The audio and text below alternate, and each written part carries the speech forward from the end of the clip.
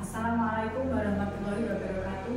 Waalaikumsalam warahmatullahi wabarakatuh. Salam sejahtera untuk kita semua. Yang saya hormati Bapak Kepala Sekolah SD Negeri 03 Bapak Budi Aryastianto SPD, Bapak Ibu Guru SD Negeri 3 yang saya hormati pula dan saya banggakan. Pada kesempatan kali ini saya ingin berbagi praktek baik dalam aksi nyata pada modul 1.4 tentang budaya positif. Perkenalkan, nama saya Ani Budi Hartanti, SPD, CGP Angkatan 11 dari Kabupaten Semarang dan berinstansi di SD Negeri Mukiran 03. Sebelum kita masuk pada materi berbagi praktek baik di modul 1.4 Bapak Ibu, saya punya pertanyaan pemantik, nanti bisa dijawab dengan setuju atau tidak setuju. Yang pertama, hukuman dapat mendisiplinkan anak. Kira-kira menurut Bapak Ibu bagaimana tentang pernyataan itu? Bapak Ibu setuju atau tidak? Setuju. Ada yang setuju, ada yang tidak. Hukuman dapat mendisiplinkan anak. Di sini kalau dulu sebelum kita mengenal filosofi pendidikan Gajah Dewanto, pasti akan menjawab dengan setuju. Nah, sekarang jawaban yang betul adalah tidak setuju. Karena apa? Hukuman itu akan benar akan mendisiplinkan anak, tetapi hanya dalam jangka waktu tertentu, dalam jangka pendek seperti itu. Yang kedua, pemberian hukuman dengan hal positif dapat meningkatkan disiplin anak. Setuju atau tidak, Bapak Ibu? Tidak. Dalam hal positif, pemberian hukuman dengan hal positif dapat meningkatkan disiplin anak.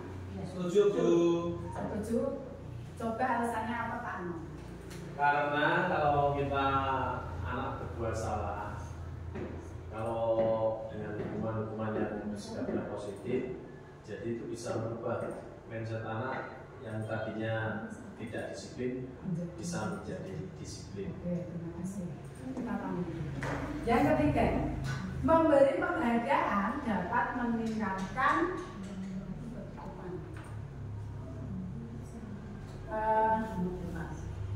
motivasi belajar anak. Memberi penghargaan dapat meningkatkan motivasi belajar anak. Setuju. Setuju atau tidak? Setuju. Setuju. Mbak Ulan, coba misalnya apa? Kalau setuju.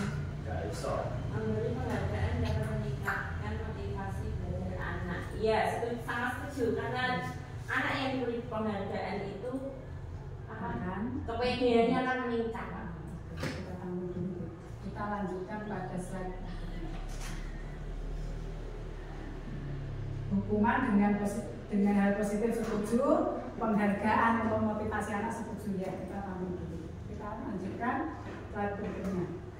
Perubahan paradigma. Di sini ada satu cerita, yaitu ada A dan B, kita dan teman kita. Letakkan satu benda berharga di tangan Anda dan genggam benda atau sesuatu tersebut. Kita bayangkan kita memegang suatu benda ketika sedang berpasangan dengan teman kita. Teman Anda B akan mencoba sekuat tenaga dengan berbagai cara untuk meminta Anda memberikan benda tersebut.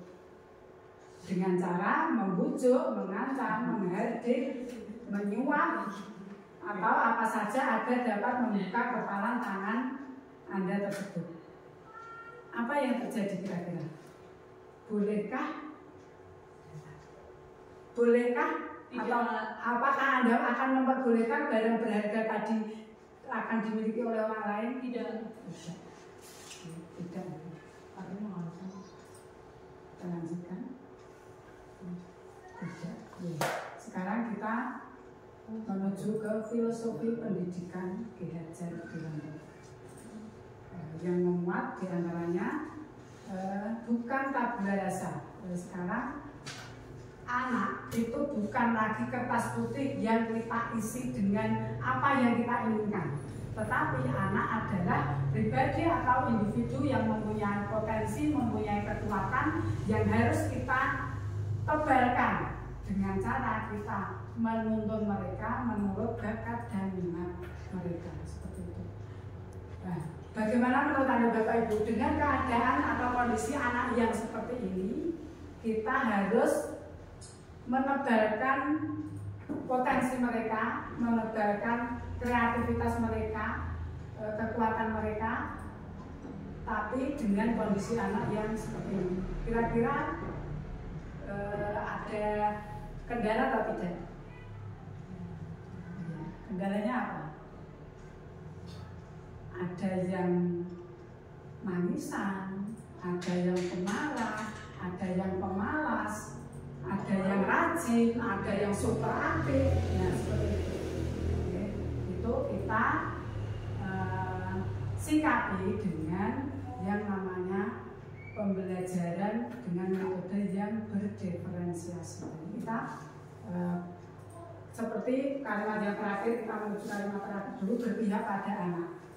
Atau di situ ada kata-kata menghamba pada anak. Bukan kita harus menuruti semua kemauan anak, tidak, tetapi itu tadi dengan pembelajaran yang berdiferensiasi sesuai dengan kebutuhan belajar anak. Ada yang belajarnya cepat, ada yang belajarnya lambat. Nah, seperti itu kita harus bisa melayani mereka sesuai dengan bakat, minat, dan kemampuan mereka, seperti itu. Nah, sudah tercover di Bapak Ibu yang nomor 2. Semua anak terlahir dengan bakatnya masing-masing. Tugas guru menuntun bakat agar anak tumbuh dengan selamat dan bahagia. Nah, di sini guru diibaratkan petani.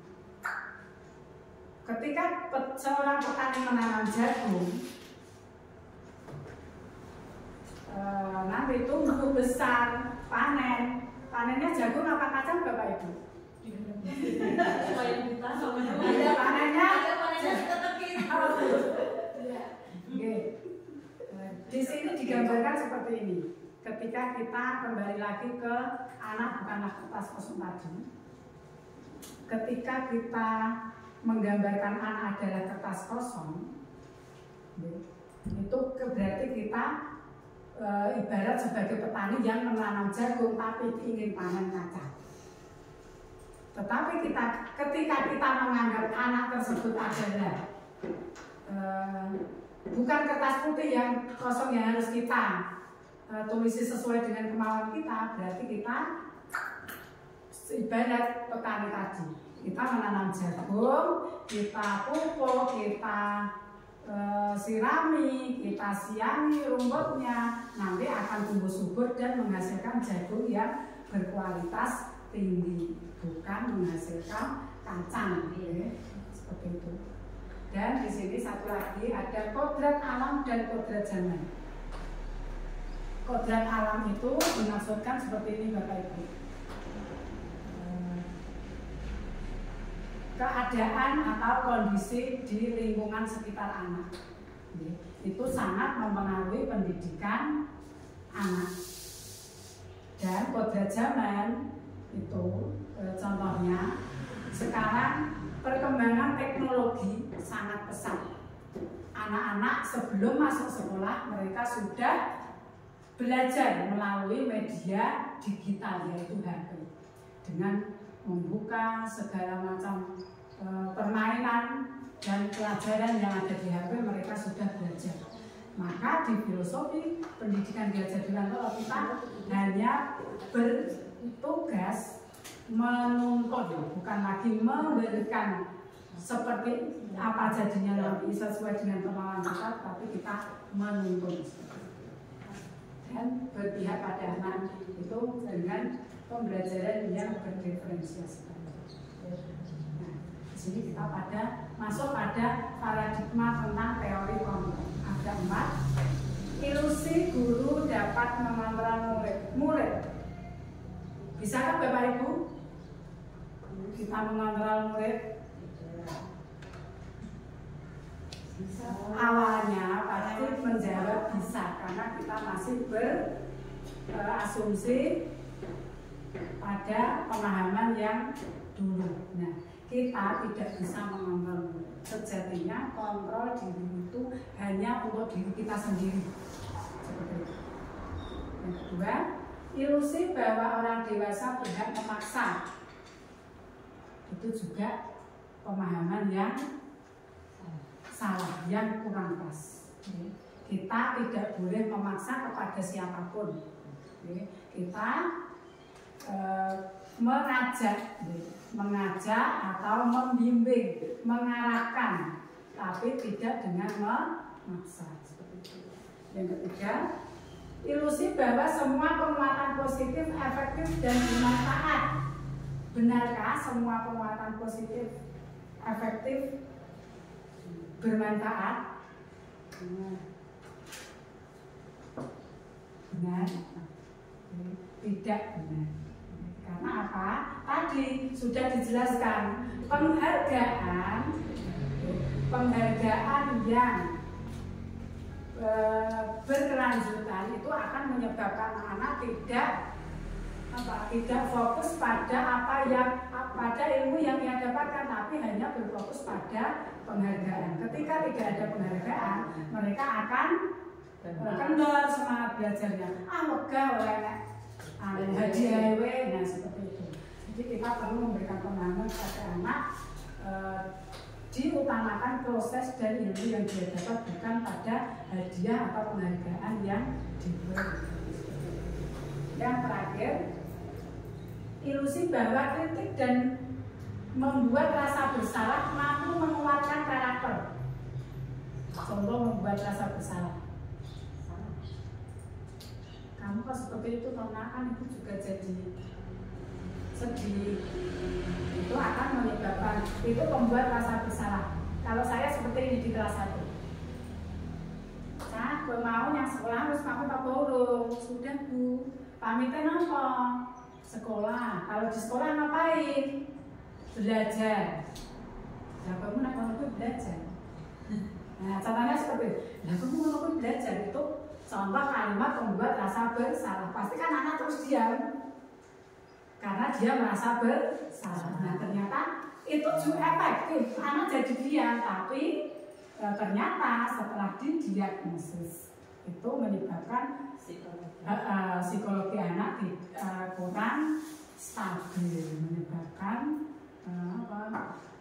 anak menjadi, kalau terlalu banyak menjadi sakit hati. Tidak diperkenankan. Mengubah paradigma stimulus respon ke pendekatan teori kontrol. Nah, siapa yang sesungguhnya memiliki kontrol tersebut? Kita lihat. Nah, pada stimulus respon, realita atau kebutuhan kita sama. Yang nampak pada teori stimulus respon, realita kebutuhan kita sama. Tetapi pada teori kontrol, realita dan kebutuhan kita berbeda. Contohnya tadi seperti pembelajaran anak tadi, ada anak yang butuh diperhatikan, ada anak yang bisa dilepaskan belajar sendiri sudah bisa, ada anak yang harus disayang-sayang baru dia mau bekerja, seperti itu. Yang kedua, semua orang melihat hal yang sama. Semua orang melihat hal yang sama. Yang sekolah butuh belajar, mau nulis. Tetapi pada teori kontrol tidak. Setiap orang memiliki gambaran yang berbeda. Seperti ini. Makanya butuh penanganan dengan berdiferensiasi tadi. Ini berdiferensiasi. Yang ketiga, kita mencoba mengubah orang agar berpandangan sama kepada kita. Tidak bisa. Kalau diri bukan musim, contohnya tidak bisa. Ada yang tetap ada yang mempunyai penilaian lain. Karena apa? Kita harus berusaha memahami pandangan orang lain tentang dunia, bukan hanya pada satu titik. Ketika kita memandang seseorang itu tidak boleh hanya dari satu titik, dari berbagai satu sudut, harus dari berbagai sudut. Oh, ada plusnya, ada minusnya. Dilakukan pada satu titik, nanti tidak ada kolaborasi, tidak ada kerja. Berikutnya, orang lain, perilaku buruk dilihat sebagai suatu kesalahan. Itu pertama dan utama ya Bapak Ibu. Ketika kita makrab itu seperti itu, perilaku buruk dianggap suatu kesalahan. Tetapi pada teori kontrol tidak. Semua perilaku memiliki tujuan. Mau tujuannya itu negatif atau positif, tetapi semua ada tujuan. Seperti itu. Yang berikutnya, orang lain bisa mengontrol saya. Bisa tidak tadi Bapak Ibu? Tidak bisa. Yang bisa mengontrol diri kita adalah diri kita sendiri. Berikutnya, pemaksaan ada pada saat bujukan gagal. Ketika kita menuju gagal, ada suatu pemaksaan, itu di stimulus respon. Pada teori kontrolnya, kolaborasi dan konsensus menciptakan pilihan-pilihan baru. Jadi intinya semua atau segala sesuatu harus dibicarakan dengan baik, dengan kepala dingin, dengan bersama-sama. Karena dengan banyak teman, dengan banyak rekan kerja, kita akan mendapat ilmu dan pengalaman yang baru. Yang terakhir, model berpikir menang dan kalah. Model berpikir menang dan kalah itu di teori stimulus respon.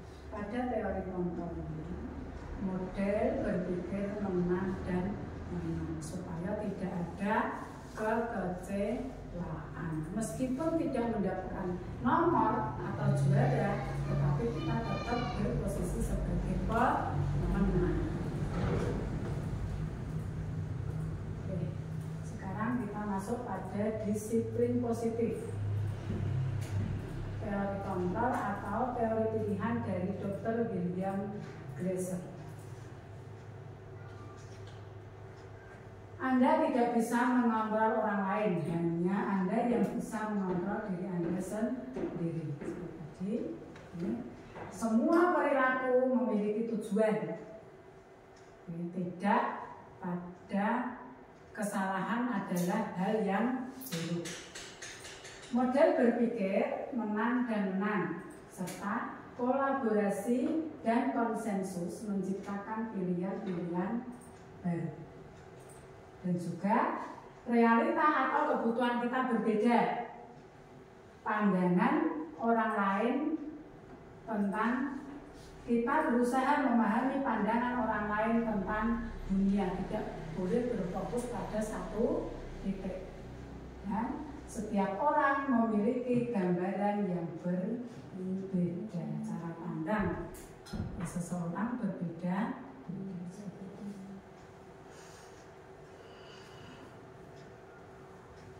Makna disiplin. Ketika Bapak Ibu mendengar kata disiplin, apa yang Bapak Ibu pikirkan? Atau apa lagi? Taat dan patuh, ya. Taat dan patuh pada aturan. Kita di sini melihat pengertian disiplin atau makna disiplin sebagai belajar kontrol diri dengan menggali potensi kita agar tercapai tujuan mulia, yaitu sesuatu menjadi seseorang yang kita inginkan berdasarkan nilai-nilai yang kita hargai. Itu makna dari disiplin secara lengkap. Teori motivasi ada 3, yaitu untuk menghindari hukuman, untuk mendapatkan imbalan, dan untuk menghargai diri sendiri. Mohon dijawab Bapak Ibu. Ketika Bapak Ibu mengikuti suatu kegiatan, misalnya KKG atau lomba guru berprestasi. Nah, itu tujuan Bapak Ibu apa? 1, 2, atau 3? 1 untuk menghindari hukuman, 2 untuk mendapatkan imbalan, 3 untuk menghargai diri sendiri. Untuk menghargai diri. Pada awalnya saya mengikuti kegiatan itu, tujuan saya yang pertama untuk menghindari hukuman. Intinya mau yang penting menggugurkan kewajiban seperti itu.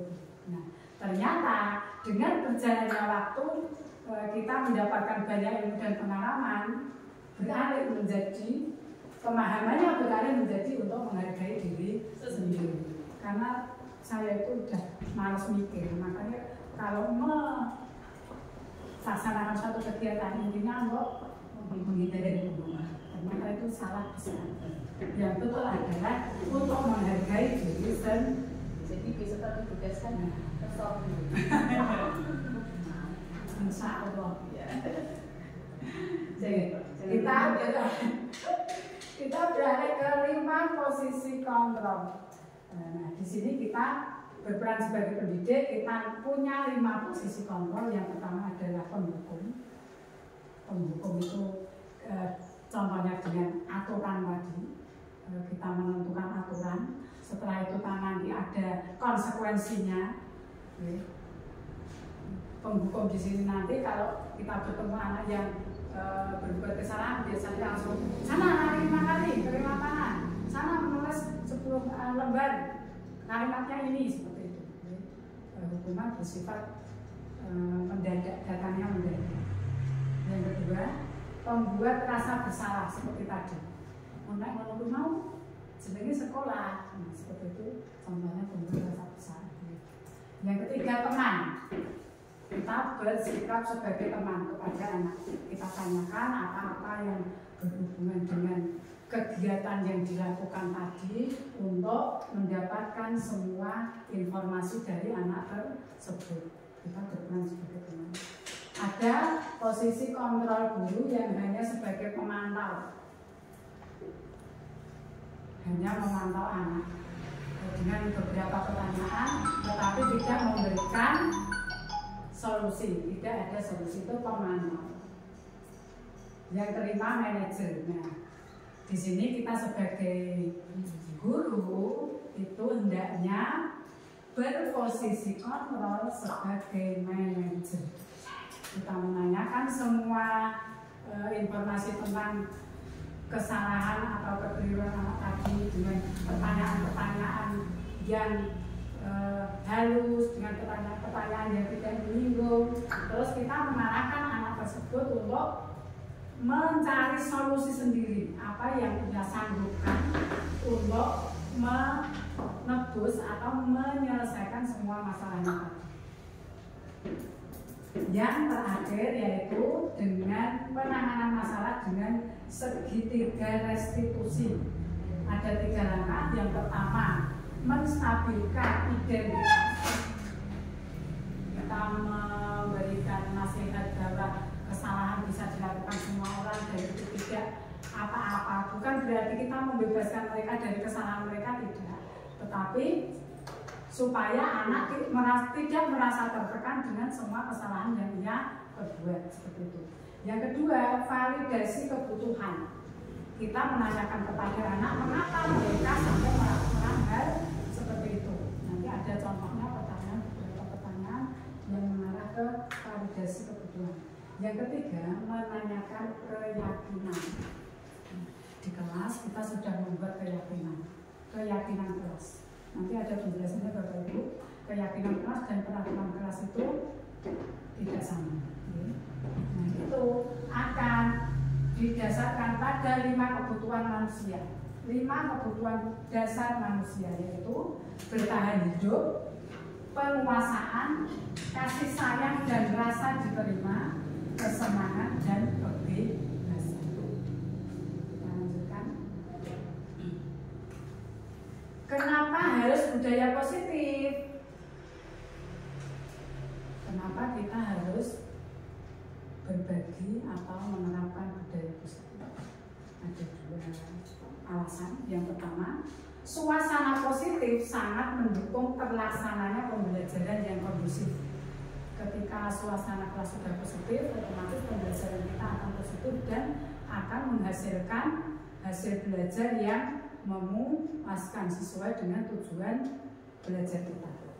Yang kedua, suasana positif akan membuat lingkungan belajar lebih menyenangkan sehingga proses belajar dapat berjalan tanpa beban dan tekanan, melainkan keinginan dan kesadaran dari dalam diri murid. Suasana positif juga akan membentuk karakter positif murid sehingga akan menjadi budaya positif murid dan budaya positif lingkungannya.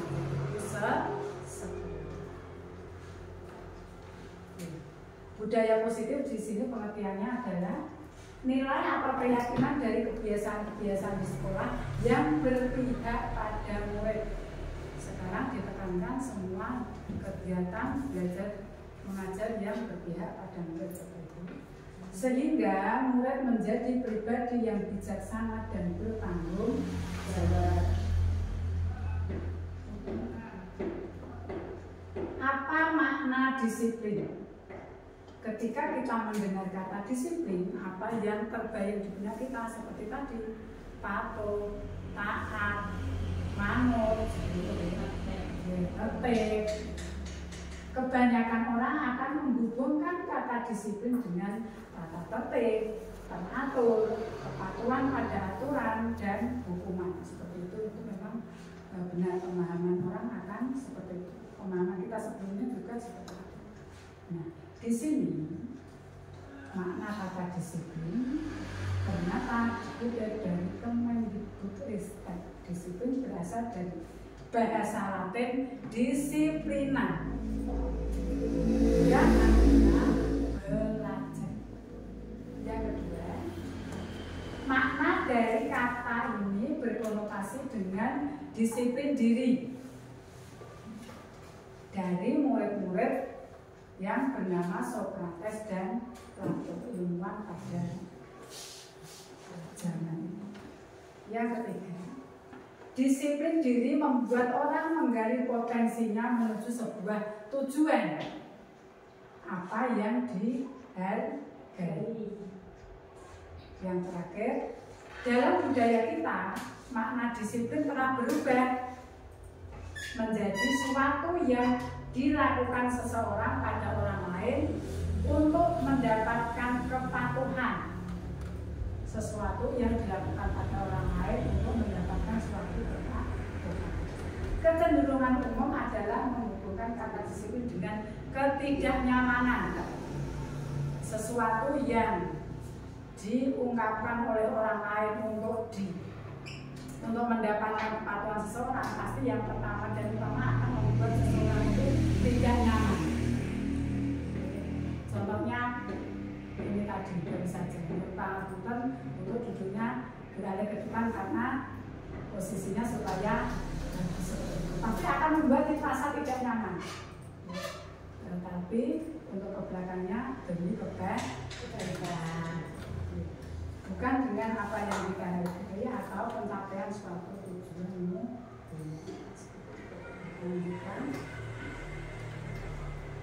Disiplin positif, pendekatan yang digunakan untuk mendidik anak melakukan kontrol diri dan pembentukan kepercayaan diri.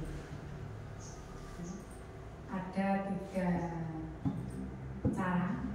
Yang pertama, tanpa kekerasan dan tanpa ancaman, melainkan komunikasi tentang perilaku secara efektif antara guru dan siswa.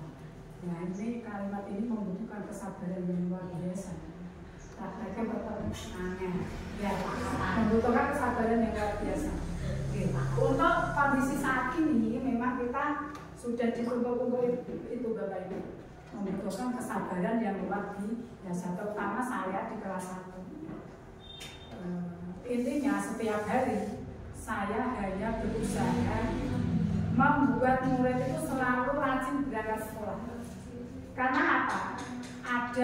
Kan ada anak yang tadi, ada anak yang lambat, ada yang aktif, ada yang pemarah, ada yang macam-macam ya. Nah, itu ketika kita mamanya menegur itu saja. Menegur itu ada yang anak itu tidak bisa menerima, padahal teguran kita halus, gitu. Baik, besok berangkatnya lebih pagi ya, mamanya betul. Besok lama. Nah, besoknya tidak berangkat. Nah, seperti itu contohnya. Kita memang di kondisi saat ini membutuhkan kesabaran yang luar biasa. Yang kedua, mulai diajarkan untuk memahami konsekuensi dan perilaku mereka, menumbuhkan rasa tanggung jawab. Mulai diajarkan untuk memahami konsekuensi dari perilaku mereka. Nah, tadi posisi kita sebagai manajer, kita membimbing anak, mengarahkan anak untuk menemukan solusi dari masalah yang dihadapi, itu bertujuan untuk melatih tanggung jawab. Selanjutnya, menumbuhkan kesadaran serta memberdayakan murid melakukan sesuatu tanpa sogokan, ancaman, atau hukuman. Contohnya tadi penghargaan. Tanpa penghargaan mereka harus tetap mempunyai semangat belajar. Jangan tergantung pada hadiah seperti itu.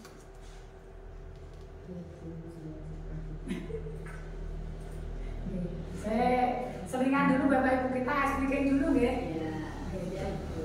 Bermain tebak-tebakan. Siap? Ya. Cluenya orang ketiga. Cluenya orang ketiga. Orang pertama Bu Dwi. Orang kedua Bu Mariati. Nah, siapakah orang ketiga? Mbak Vida. Salah.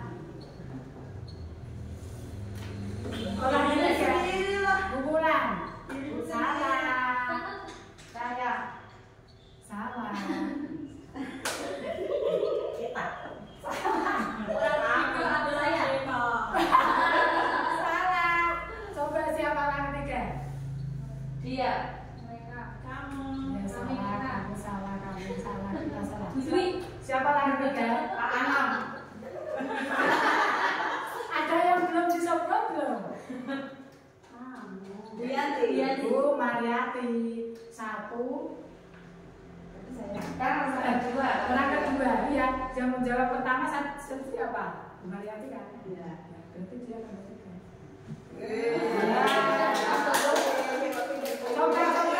Coba sekali lagi. Orang pertama Pak Anom.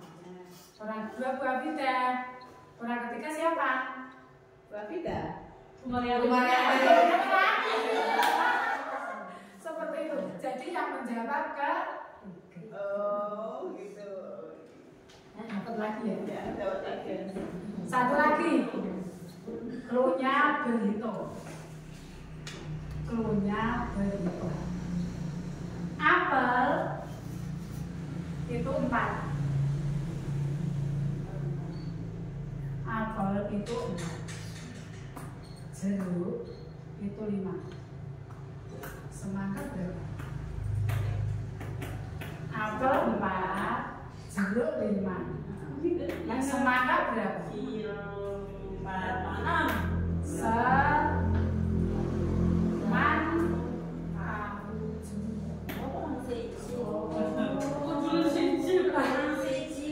Cluenya berhitung. Gitu ya Bapak Ibu? Oke.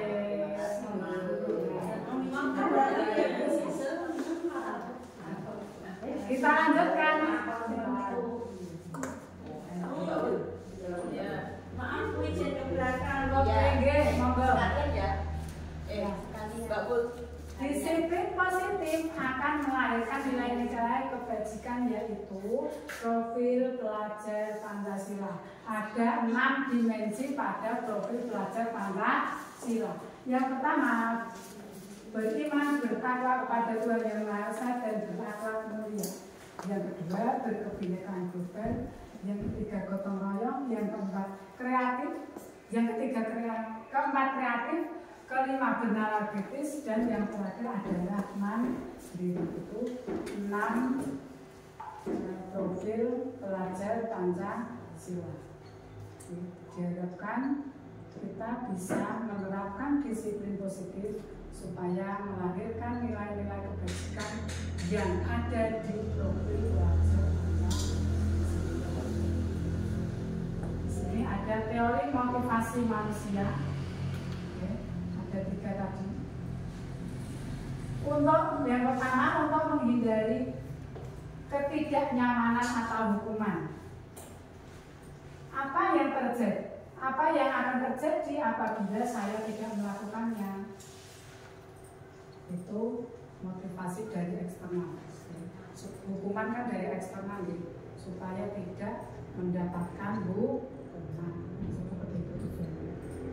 Yang kedua, untuk mendapatkan imbalan dari orang lain atau institusi tertentu. Apa yang akan saya dapatkan apabila saya melakukannya? Itu juga motivasi dari eksternal. Di sini kita berusaha memunculkan motivasi dari internal kita, dari diri kita sendiri. Yaitu yang ketiga, tujuan yang pertama dan utama adalah menghargai diri sendiri. Nah, itu akan menunjukkan semangat dan motivasi dari diri kita. Dan itu disebut dengan motivasi internal yang bertujuan untuk disiplin positif. Nah, ini tugas perbedaan hukuman dan konsekuensi serta tindakan.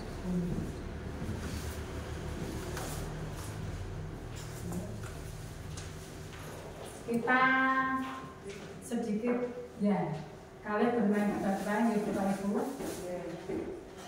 Mencatat 100 kali di buku dalam buku kalimat saya tidak akan terlambat pergi karena dia terlambat ke sekolah. Itu hukuman atau konsekuensi Bapak? Hukuman. Yang kedua, kita ngomong dulu ya. Lari mengelilingi lapangan basket 2 kali karena terlambat hadir sekolah. Hukuman atau konsekuensi?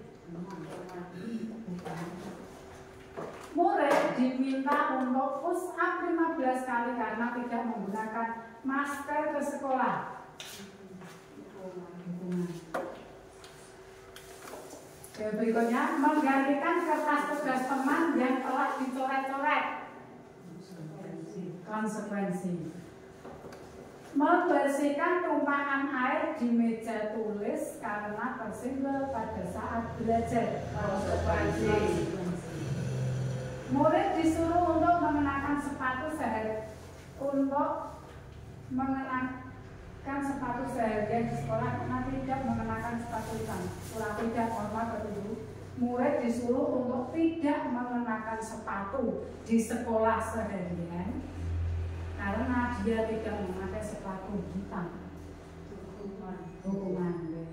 Yang terakhir, lari mengelilingi lapangan basket 2 kali karena terlambat 10 menit untuk pelajaran PJOK. Ketika sudah mengikuti pelajaran, hukuman atau konsekuensi? Konsekuensi. Kita buka ya. Salah mesti yang terakhir, jebakan itu konsekuensi. Karena kita sudah mengikuti di pelajaran, bukan lagi di sekolah umum kita masuk ke sekolah. Nah, mari kita belajar tentang perbedaan hukuman dan konsekuensi. Yang pertama, hukuman adalah sesuatu menyakitkan, sesuatu yang menyakitkan harus terjadi. Pada konsekuensi, sesuatu yang harus terjadi.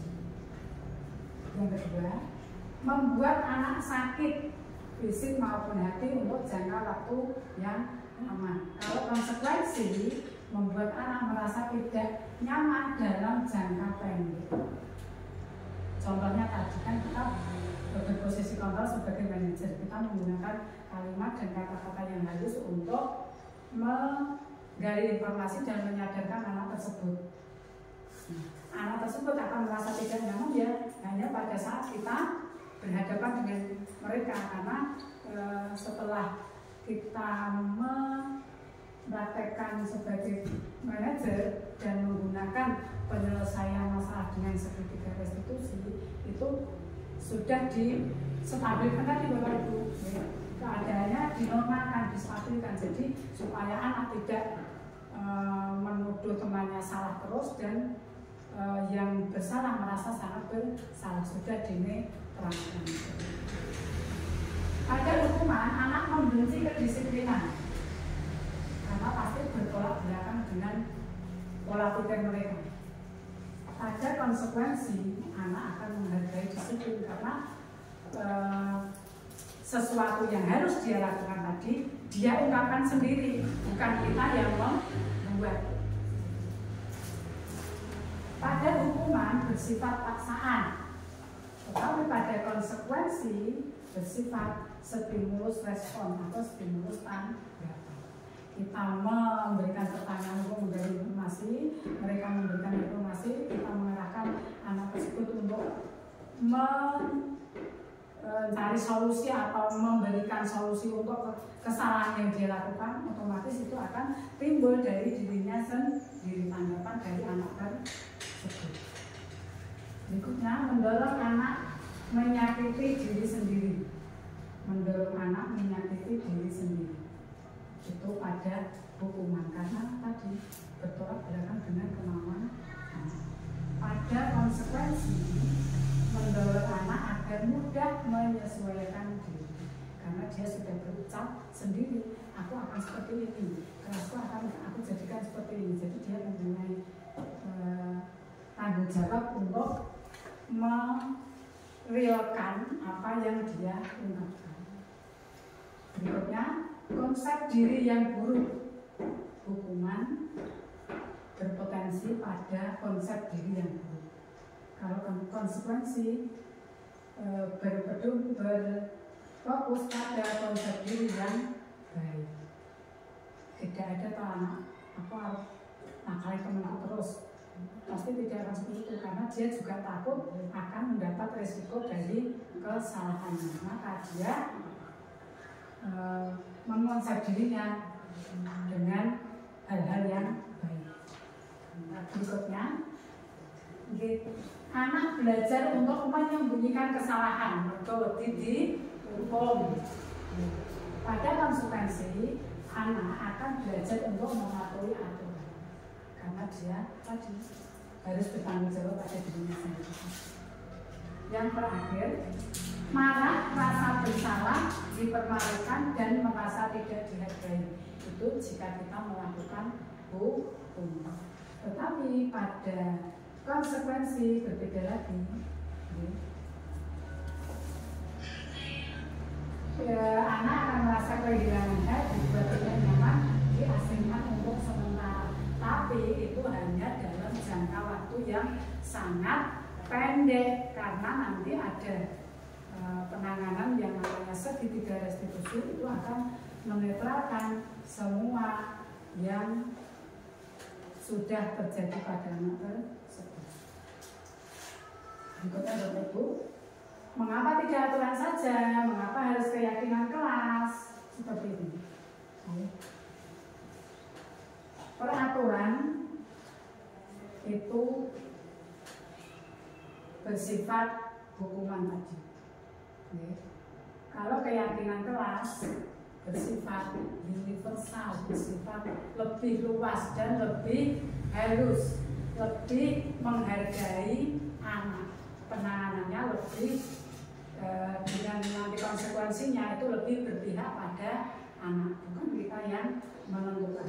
Nah, dengan keyakinan kelas yang sudah terbentuk tadi akan menimbulkan lingkungan belajar yang positif dan hasil belajar yang positif yang pada akhirnya akan menjadi budaya positif di suatu lingkungan. Sekarang kita beralih pada materi keyakinan kelas. Keyakinan kelas adalah nilai-nilai kebajikan atau prinsip-prinsip universal yang disepakati bersama secara universal lepas dari latar belakang suku, negara, bahasa maupun agama, bersifat universal, tidak memihak. Ini diungkapkan oleh Gosen pada tahun 1998. Suatu keyakinan akan lebih memotivasi seseorang dari dalam. Seseorang akan lebih semangat untuk menjalankan keyakinannya daripada sekedar mengikuti serangkaian pertanyaan. Pembentukan keyakinan kelas. Keyakinan kelas bersifat abstrak dari peraturan yang lebih rinci dan konkret. Yang kedua, keyakinan kelas berupa pernyataan-pernyataan universal. Yang ketiga, pernyataan keyakinan kelas dibuat dalam bentuk positif. Keyakinan kelas sebenarnya tidak terlalu banyak hal-hal yang sederhana saja yang kesehariannya dilakukan oleh anak-anak itu nanti sudah akan berefek luas terhadap budaya positif yang ingin kita kembangkan di sekolah. Keyakinan kelas sebaiknya sesuatu yang dapat diterapkan di lingkungan tersebut. Semua warga sekolah hendaknya ikut berkontribusi dalam pembuatan keyakinan kelas melalui curahan pembuatannya. Biasanya di sini kita ya Bu, Pak, manut Pak, seperti itu. Sekarang kita tidak boleh seperti itu, karena kita sendiri juga harus meyakini, melaksanakan, mewujudkan keyakinan kelas tersebut. Tidak ada yang seperti itu. Nanti kalau manut, ada sesuatu yang tidak baik nanti, nah tidak boleh. Kita harus mengikuti alurnya.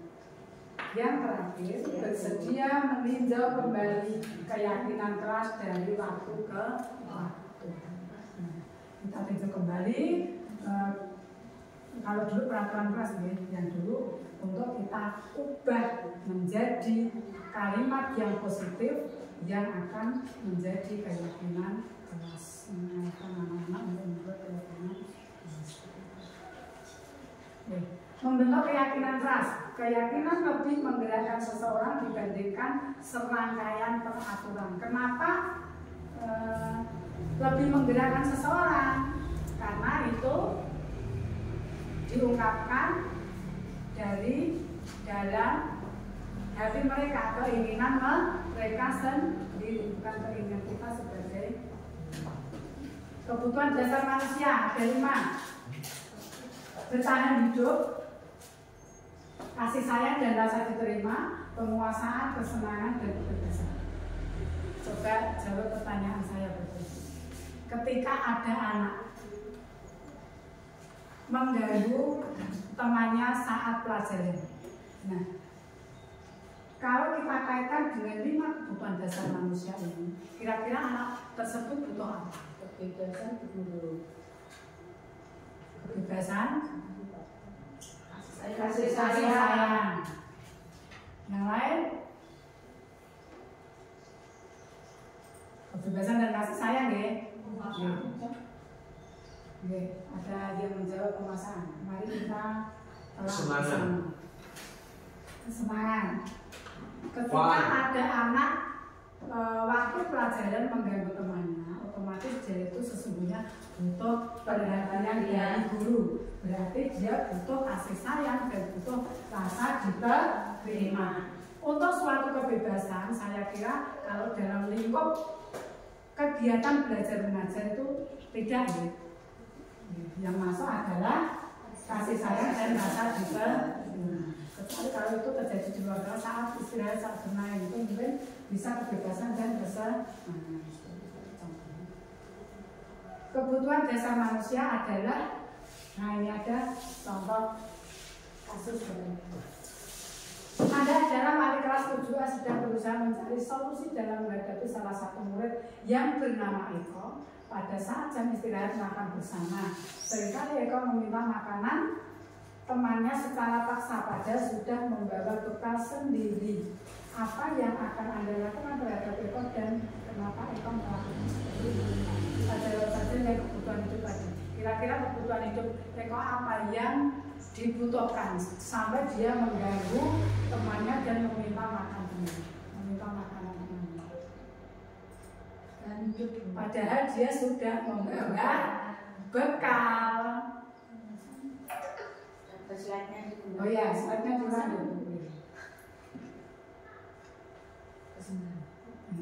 Apa? Kesenangan dan kebebasan. Kemungkinan dia di rumah maknya cerewet terus temennya membawa telur, dia pengen seperti itu. Ya, Bapak Ibu, contohnya seperti itu, kebutuhan dasar manusia.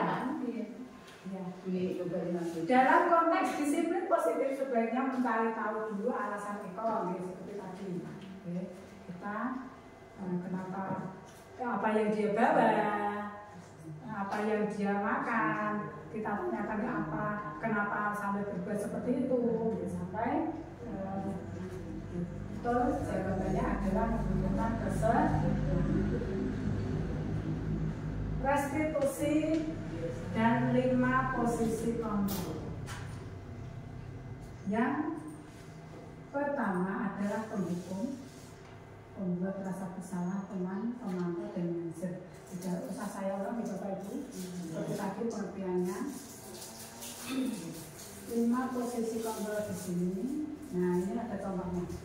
Pendukung itu contohnya dulu berbuat menghardik, menunjuk-nunjuk, menyakiti, menyindir, seperti itu termasuk pendukung. Atau berwujud perkataan. Kalau kamu tidak melakukannya, awas ya, ada konsekuensinya dengan mengancam. Jadi menyindir-nyindir tidak boleh. Tidak boleh. Langsung saja itu. Misal memberontak, menyalahkan orang lain dan berbohong. Kaitan dengan dunia berkualitas. Murid meletakkan guru di luar dunia berkualitas. Jadi orang dianggap guru. Kalau dia berposisi penghukum malah tidak dianggap oleh murid. Membuat rasa bersalah teman, seperti pemantau, menanyakan kepada siswa teman, apa peraturannya? Kamu harus mematuhi atau tidak? Sama teman seperti itu. Nah kita sebagai guru harus berposisi sebagai manajer. Nah di sini segitiga restitusi merupakan tahapan atau tindakan yang dilakukan guru yang bertujuan agar murid dapat mencari solusi dari masalah yang dihadapi seperti tadi dengan menstabilkan validasi kebutuhan dan tindakan. Nah ini contoh segitiga restitusi yang telah saya laksanakan di kelas. Anak tersebut bertengkar, saling memukul. Di sini saya menanyakan kenapa bisa terjadi seperti itu, dan saya tanyakan apa yang harus kamu lakukan supaya temanmu memaafkan kamu. Mereka menjawab saling memaafkan dan saling itu bu guru ya? Bermaafkan. Oke, seperti itu. Sudah praktek di sekolah tentang segitiga restitusi. Nah, ciri-ciri restitusi yang pertama bukan menebus kesalahan, namun untuk belajar dari kesalahan. Yang kedua memperbaiki hubungan. Yang ketiga tawaran, bukan paksaan. Berikutnya menuntut untuk melihat ke dalam diri. Berikutnya mencari kebutuhan dasar yang mendasari kebutuhan tadi, kebutuhan dasar manusia tadi. Yang berikutnya restitusi diri adalah cara yang paling baik. Jadi sebelum kita melakukan restitusi kepada anak, kita melakukan restitusi dulu ke dalam diri kita sendiri. Apa toh yang sudah saya lakukan, apakah sudah sesuai, dan selanjutnya saya harus bagaimana. Berikutnya, fokus pada karakter, bukan tindakan. Yang terakhir, mengembalikan murid yang berbuat salah pada kelompoknya. Tadi dengan menstabilkan keadaan, jadi supaya anak tersebut diterima kembali di kelompoknya. Ini bentuk dari segitiga restitusinya. Validasi tindakan menstabilkan identitas, validasi tindakan yang salah, dan menanyakan keyakinan. Menstabilkan identitas ada dua langkah. Yang pertama, berdasarkan prinsip membuat kesalahan adalah bagian dari proses pembelajaran. Jadi kita berkata tidak apa-apa berbuat salah, tapi bukan berarti kita membenarkan, tidak. Kita menstabilkan identitas tadi supaya anak tidak sangat-sangat merasa bersalah dan semua harus bisa diperbaiki. Yang kedua, mengajukan pertanyaan. Membuat kesalahan adalah hal yang wajar, manusia tidak ada yang sempurna. Kita bisa memperbaiki masalah ini. Tidak menanyakan kesalahannya tetapi fokus pada memperbaiki masalah. Validasi tindakan contohnya, berdasarkan prinsip setiap perilaku berupaya memenuhi kebutuhan tertentu. Semua kegiatan, semua perbuatan ada tujuannya, mempunyai tujuan. Yang kedua, guru akan bergeser dari pemikiran stimulus respon menjadi proaktif. Stimulus respon menjadi proaktif karena harus mengikuti, meyakini, dan melaksanakan. Yang ketiga, mengenali dan mengakui kebutuhan murid. Ini dapat memperbaiki hubungan dengan murid. Yang tadi siswa merasa kecewa, merasa kesal, dengan validasi tindakan mereka akan merasa diakui, dihargai, dihormati. Dengan mengajukan pertanyaan, kamu bisa saja bertindak lebih dari itu. Kamu bukan melakukannya tanpa suatu alasan tertentu. Kamu melakukannya karena mempertahankan sesuatu yang penting. Kamu bisa mempelajari sesuatu tersebut lebih efektif. Bersediakah kamu mempelajarinya supaya anak menyadari kesalahan. Dan yang terakhir, menanyakan keyakinan. Menyatakan bahwa pada dasarnya kita termotivasi secara intrinsik. Langkah-langkah tadi memantik seseorang untuk timbul motivasi secara intrinsik. Seperti itu, Bapak-Ibu. Terima kasih. Waktu presentasi saya sudah selesai. Semoga apa yang saya paparkan bisa memberi sedikit pengalaman dan pemahaman Bapak Ibu tentang budaya positif. Terima kasih. Mohon maaf apabila ada salah kata. Wassalamualaikum warahmatullahi wabarakatuh. Waalaikumsalam warahmatullahi wabarakatuh.